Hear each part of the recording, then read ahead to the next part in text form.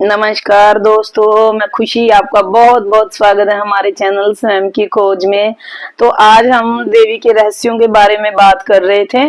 तो आज हम बात करते हैं हम अखंड ज्योत क्यों लगाते हैं, इसका क्या विशेष महत्व है।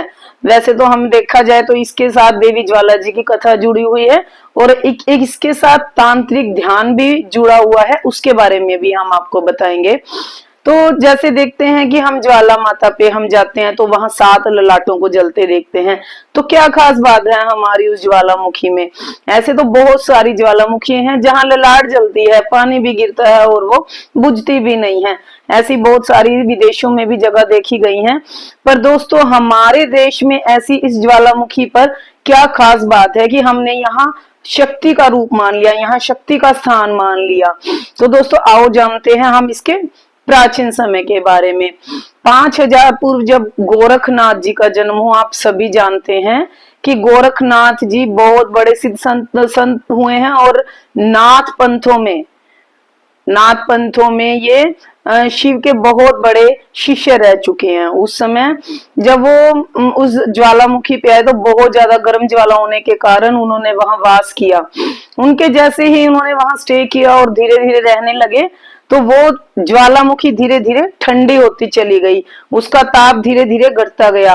वैसे भी दोस्तों, जहां संत प्रवेश करते हैं वहां की ताप कम होता है, वहां का तापमान घटना शुरू हो जाता है। इसी तरह से उस ज्वालामुखी का तापमान घटता चला गया और एक समय ऐसा आया कि वो बिल्कुल ठंडी और शांत ज्वालामुखी हो गई।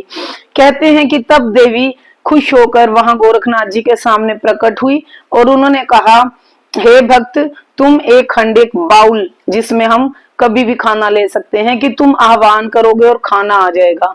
तो उन्होंने वो हंडी गोरखनाथ जी को देकर वो देवी अंतर ध्यान हो गई। कहते हैं कि इस शक्तिपीठ पे गोरखनाथ की डिब्बी आज भी रखी हुई है, जहां चावल तो पक जाते हैं लेकिन वहां का पानी गर्म नहीं होता। इस तरह से हम जब दूसरा चमत्कार देखते हैं यहाँ देवी के स्थान पे, तो आप देखते हैं कि अकबर तो अभी ज्यादा पुराना समय नहीं हुआ।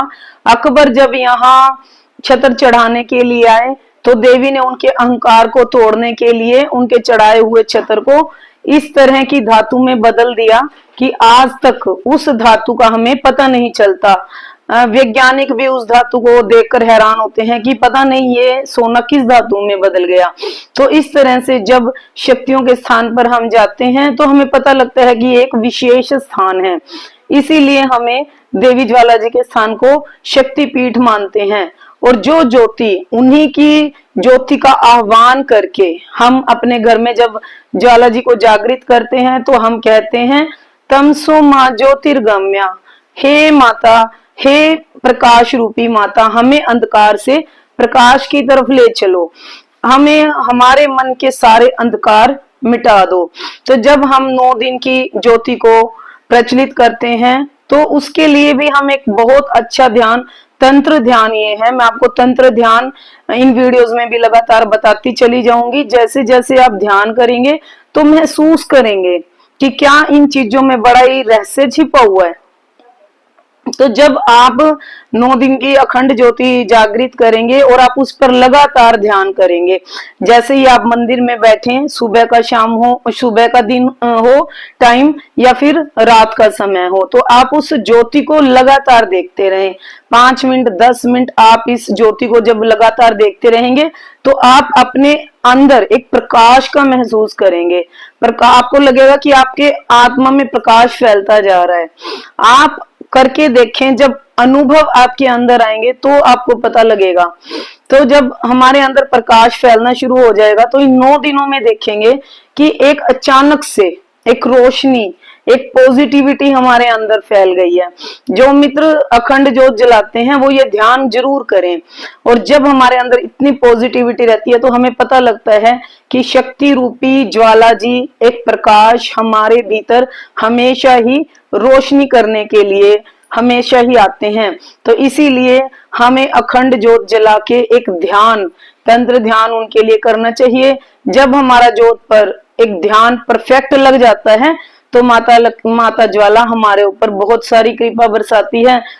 हमें अंधकार कहीं से नहीं, अपने मन से मिटाना है। और ये ज्वाला रूपी माता हमारे मन के अंधकार को हर लेती है। तो जो मित्र ये ध्यान करे वो अपना अनुभव हमसे शेयर करे, या जो लोग महामाई के दरबार में हाजिरी लगाते हो, हमें आकर जय माता की कमेंट में जरूर लिखें। और दोस्तों, मुझे सुनने के लिए आपका बहुत बहुत धन्यवाद।